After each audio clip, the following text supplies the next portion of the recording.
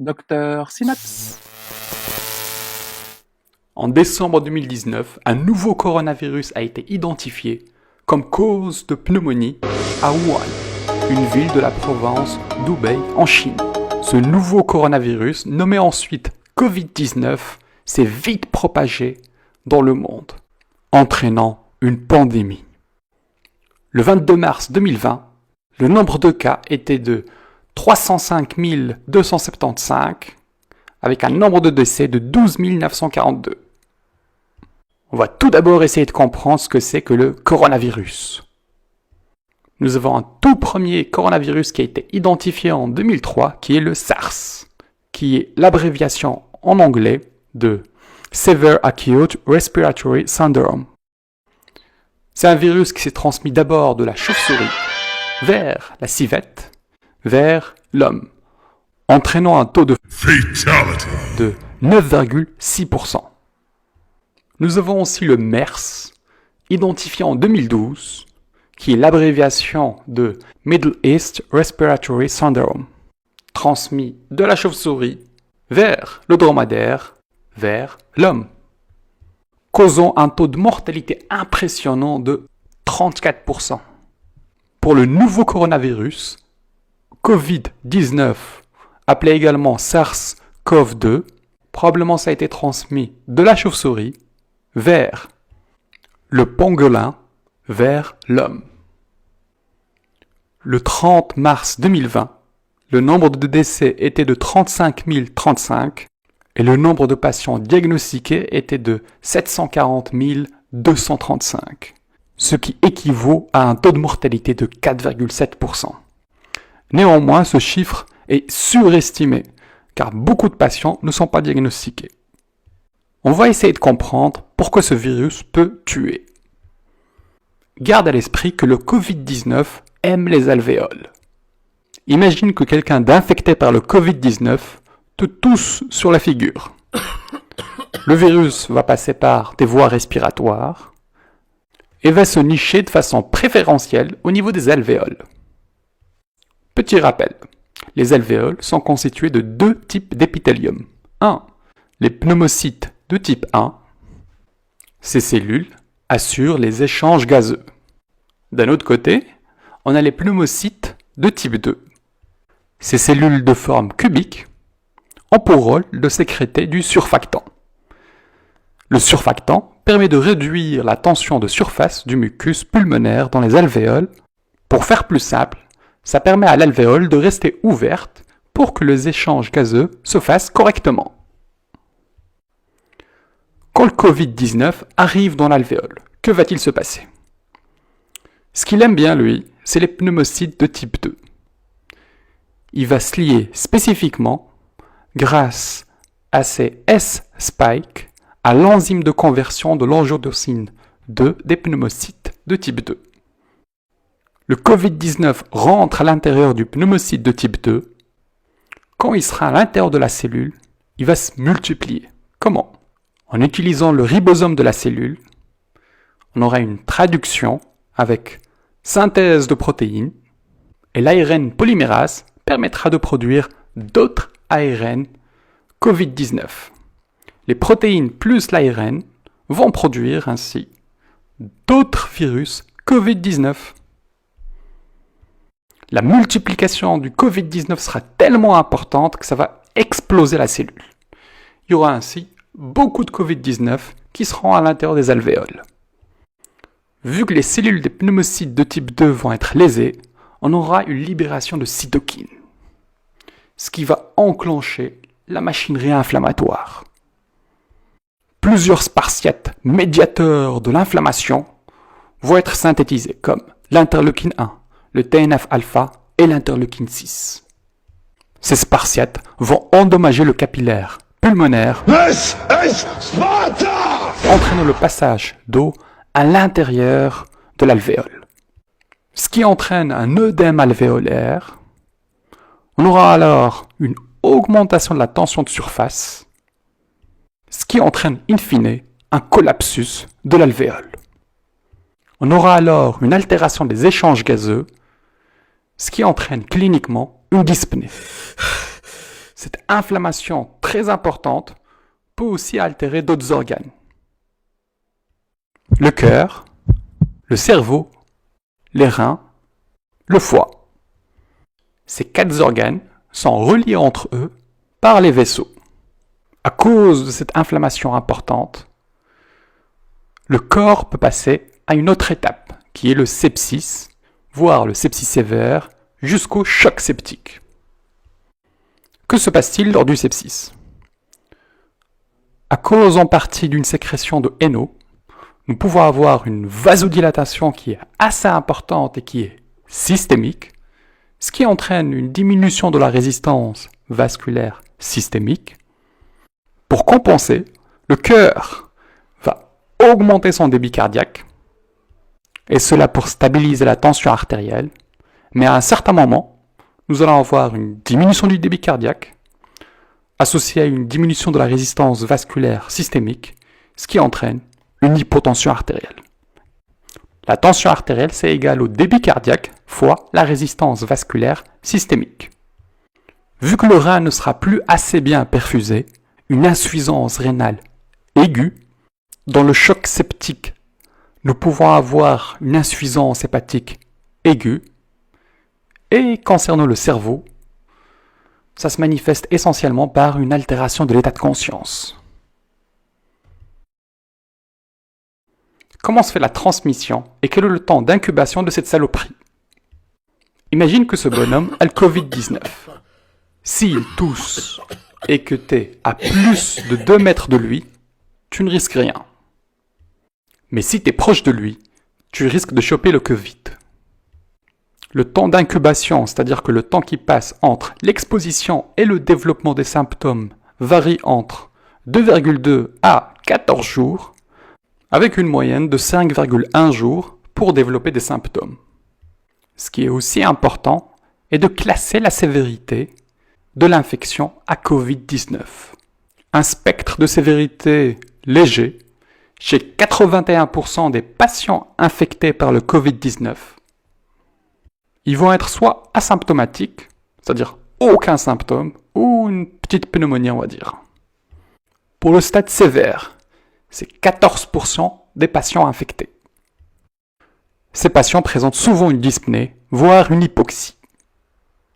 Le spectre le plus grave est le stade critique, ça représente 5% des patients. Souvent, ils sont dans un état moche, insuffisance respiratoire, choc, dysfonction d'organes. Le dernier stade étant bien sûr le décès, à peu près 2,3% des cas. Gardez à l'esprit que ces stades peuvent évoluer, c'est-à-dire que léger peut passer à sévère, sévère peut passer à critique, et critique peut bien sûr décéder. Quels sont maintenant les symptômes? Tu peux être totalement asymptomatique, de la fièvre dans 89% des cas, fatigue 70%, toux sèche 59%, perte d'appétit 40%, myalgie 35%. Il y a certains patients qui décrivent également une anosmie. Concernant les complications, c'est de la dyspnée, évidemment, 31%. Ça se développe souvent 5 à 8 jours après le début des symptômes. L'ARDS, qui est le stade très avancé de la dyspnée. Nous pouvons également retrouver des problèmes cardiaques tels que l'arythmie, choc, lésions ischémiques.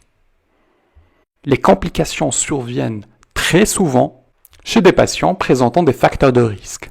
Par exemple, un âge supérieur à 65 ans, le diabète et l'hypertension.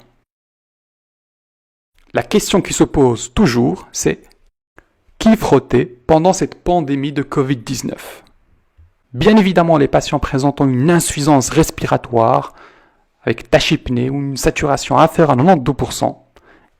Gardez à l'esprit qu'une saturation inférieure à 90% avec une FiO2 à 60% ou une fréquence respiratoire supérieure à 35, c'est une indication d'intubation, c'est-à-dire de soins intensifs.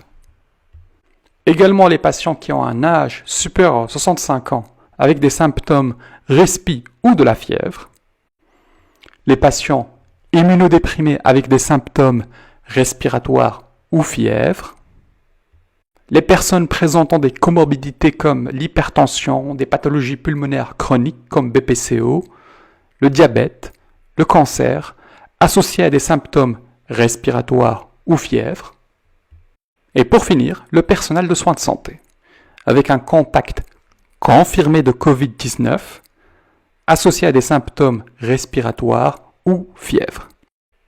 Garde à l'esprit qu'en dehors des personnels du soin de santé, tous les patients que tu frottes, c'est des patients que tu veux hospitaliser. Pour faire simple, ne frotte pas les patients que tu fais rentrer à la maison. Maison égale pas de frottis. Qu'il soit positif ou pas, tu vas d'office l'isoler. Passons maintenant aux examens complémentaires. D'abord, la prise de sang.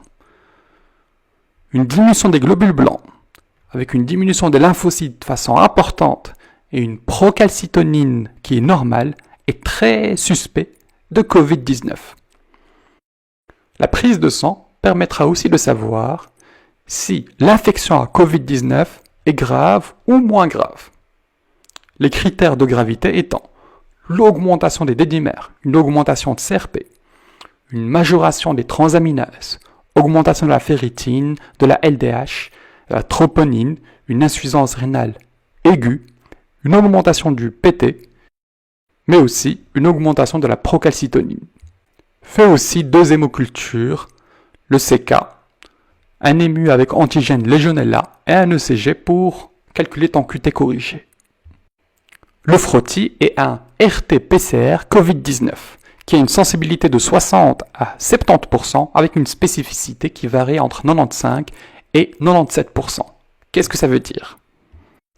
Si tu frottes quelqu'un et qu'il est négatif, ça ne veut pas dire que tu exclus qu'il a un Covid-19. Il faut le refrotter. Mais si c'est positif, c'est super probable qu'il ait le Covid-19. Fais aussi une PCR grippe et RSV. Le scanner thoracique a aussi une place extrêmement importante dans le diagnostic du Covid-19, avec une sensibilité de 97%, mais une spécificité de 25%. Qu'est-ce que ça veut dire? La majorité des patients qui ont le Covid-19 auront un scanner positif. Mais beaucoup de patients qui n'ont pas le Covid-19 auront également un scanner positif. Par exemple, la grippe. L'anomalie au scanner la plus retrouvée étant le verre dépoli, essentiellement aux bases, bilatérales, périphériques et sous-pleurales. Nous retrouvons moins fréquemment du crazy paving et des consolidations, plutôt associées à un bronchogramme. Nous retrouvons rarement épanchement ou épaississement pleural ou adénopathie. Voici une image du verre dépoli, du crazy paving et de la consolidation. Voici le scanner thoracique d'un médecin de 50 ans qui se présente pour température et dyspnée. Ça, c'est du verre dépoli. Ici également, ici aussi. Toujours du verre dépoli. Encore. C'est partout, bilatéral, sous-pleural, périphérique. Tu vois maintenant que le verre dépoli s'accentue de façon importante au niveau des bases.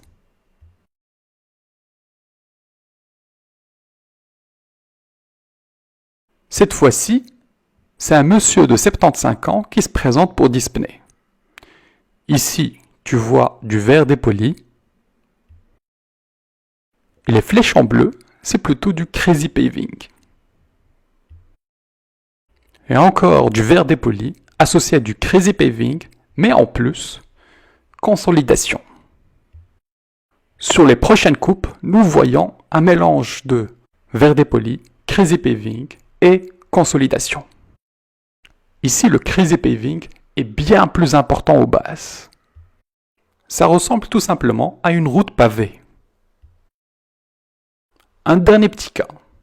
Donc c'est un monsieur de 70 ans qui se présente aux urgences pour toux, sèche et fièvre dans le cadre de cette pandémie de Covid. tu lui dis de rentrer à la maison. 3 jours après, il revient pour dyspnée, avec une saturation à 89%. À la radio de thorax, tu vois une consolidation des deux côtés et tu devines du verre dépoli associé. Ce patient avait à la prise de sang une lymphopénie, Covid-19 positif. Dernière partie, la prise en charge.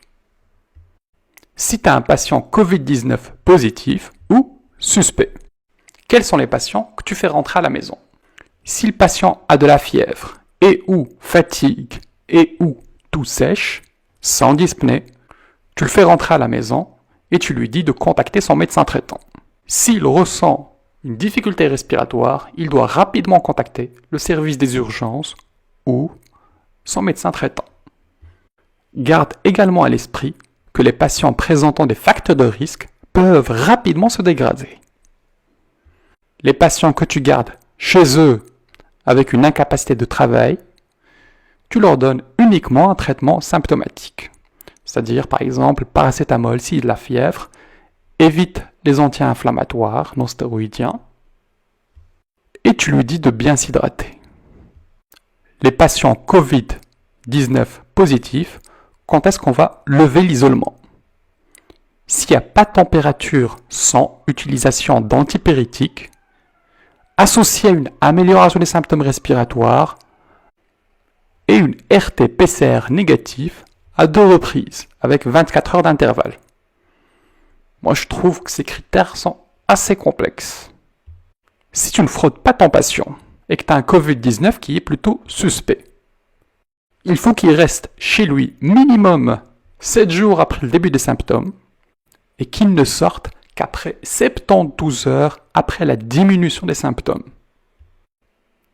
Quels sont les patients que tu gardes à l'hôpital? Pour faire simple, ceux qui ont besoin d'oxygène. Il existe certains médicaments, mais leur efficacité est incertaine. Il y a le Remdesivir, qui est utilisé uniquement aux soins intensifs. Il est contre-indiqué si les tests hépatiques sont supérieurs à 5 fois la normale ou que la clearance de la créatinine est inférieure à 30 voire 50. La chloroquine et l'hydrochloroquine ont également montré un certain effet bénéfique. Ne l'utilise qu'à l'hôpital, mais avant de l'instaurer, toujours voir le QT corrigé, parce que ces deux molécules allongent le QT. L'hydrochloroquine peut se donner le premier jour avec 400 mg 2 fois par jour, puis à partir de J2 jusqu'à J5, 200 mg 2 fois par jour.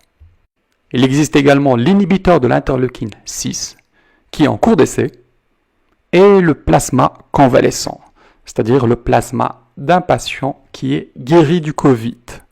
Garde également à l'esprit que les patients Covid positifs à l'hôpital sont à risque de surinfection bactérienne.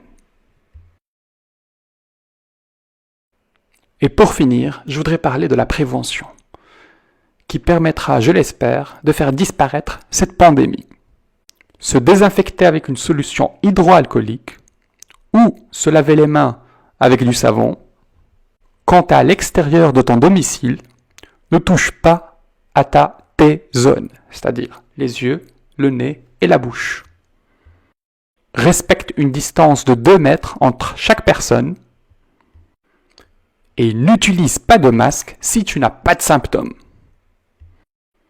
Mais le plus important est d'éviter les déplacements et de rester le plus possible chez soi.